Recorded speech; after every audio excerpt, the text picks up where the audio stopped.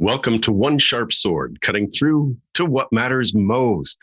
I'm your host, Dr. P, Dr. Wayne Pernell, the outfluencer and your powerful presence mentor.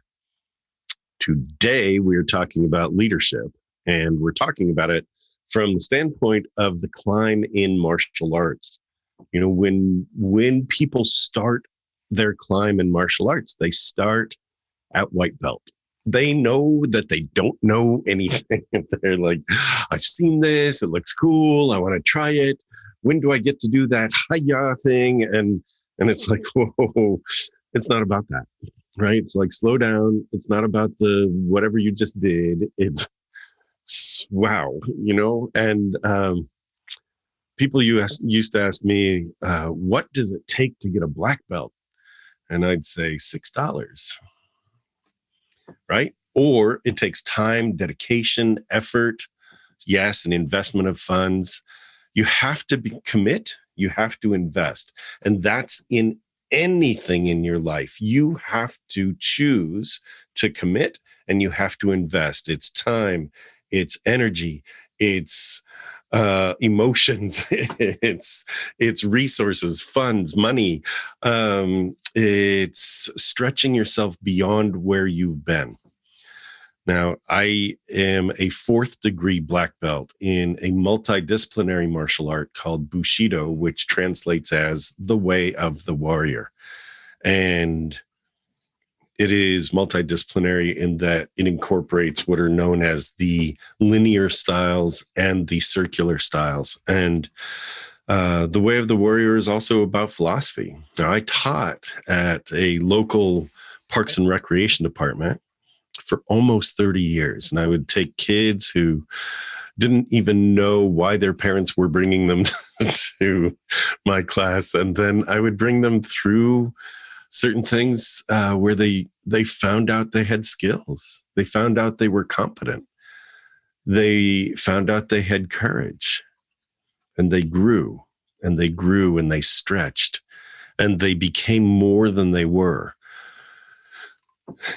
This becomes dangerous at some point because when you have this climb to this black belt level, you reach a place of, in our system, it was white belt, yellow belt, green belt, brown belt, and then black belt. And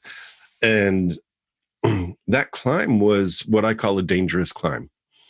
Because at white belt, you're like, yeah, I know. Like, I want to do what these guys are doing. And you look at what other people are doing and you mimic that and you follow along and you study and you do more and your body starts to respond.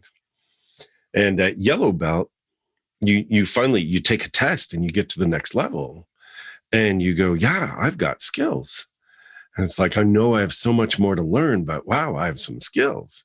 And you start to play with those skills and then you refine them.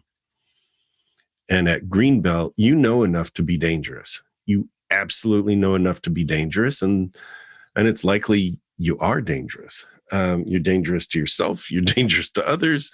I've seen green belts that, decide to demonstrate their strength and their prowess, and it goes very badly when they take it outside of the training, because this training is very internal. It's very personal and it's very internal. When that is refined and honed and the skills grow, they get to brown belt. Now, brown belt is this delicate balance of danger and precision. And it's great because there's this sense of, I can do pretty much anything. And then there's this, I want to learn more. There's this hunger, this thirst, this drive to learn more and to have more and to really become so much more, because black belt is right there. And when people cross the line it's like crossing a finish line. If you've ever run a half marathon or a marathon, if you've ever run even a 5K or a 10K, when you cross the finish line, you feel accomplished. You feel like you've done something And for many in their climb past brown belt into black belt, they have crossed a finish line and they stop. For many, and this is the good news, they cross the finish line and they realize that that wasn't a finish line, that was a beginning line. That the learning just starts. You just have enough to begin mastery. And the reason I'm bringing all this to you is because I want you to think about absolutely everything you're doing in your life and where you start and how you work on the things you're working on and the things you're interested in and your ability to commit and invest in yourself. And those two words are so important. Are you committed? Are you investing deliberately time, money, effort, repetition, routine? Are you, and that could be in your relationships, it could be in your financial arena, it could be in your career, it could be in your spiritual arena, it could be in your health. Are you investing time, effort, energy, money, etc., in yourself? And are you committed to it? Are you committed to doing it until you get great at it? And once you're great at it, are you committed to keep it going?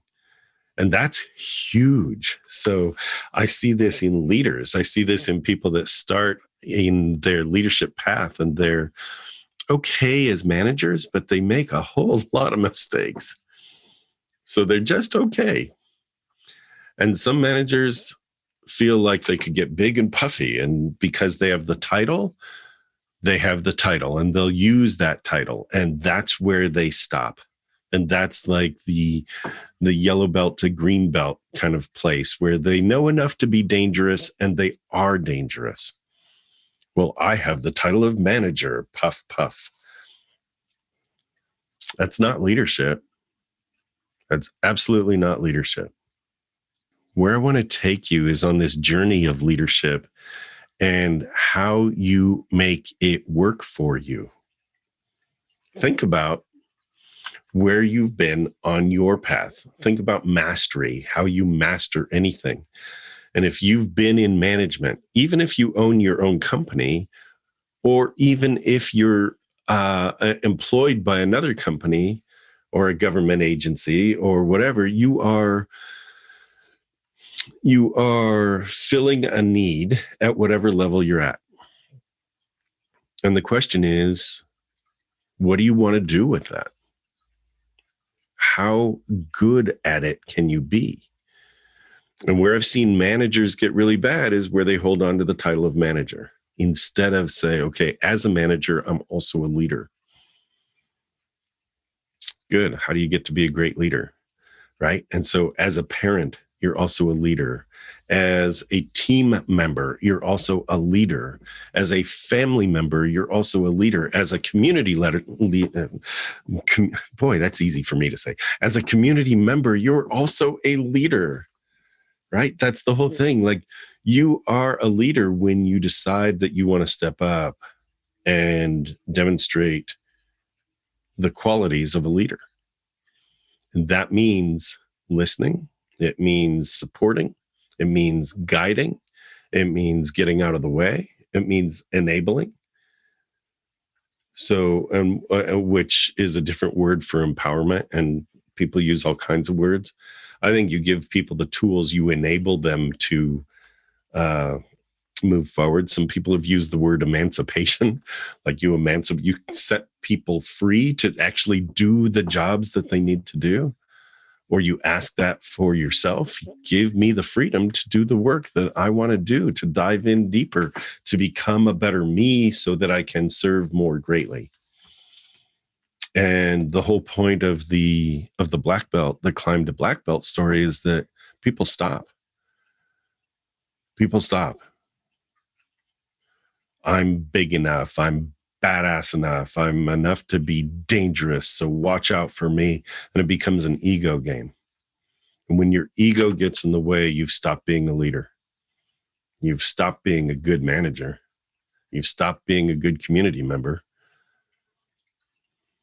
So you need to show up as somebody who's willing to continue to invest in themselves, to commit to that investment, to grow, to dare to be uncomfortable, to continue to stretch, to continue to serve, to continue to lift others around you.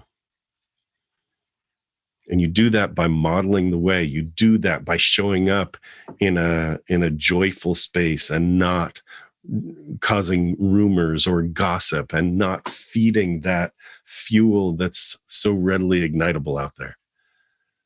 You become the leader. You become the person that others look to and wonder about, like, does nothing faze you? Sure. There are things that can bother you. There are things that bother me. And I will handle those things in my own way. But being explosive and igniting the fuel doesn't help. Making the changes helps. Being in the space of making those changes helps. So you show up powerfully by having mastery over yourself, your language, your actions. Be present for others. Be present for yourself first. Invest in yourself. Commit to your betterment of yourself.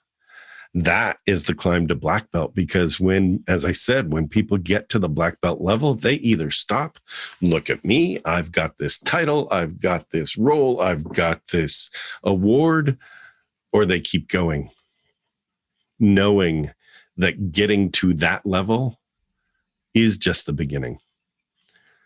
So think about anything you're working on. Think about how you're becoming a better you.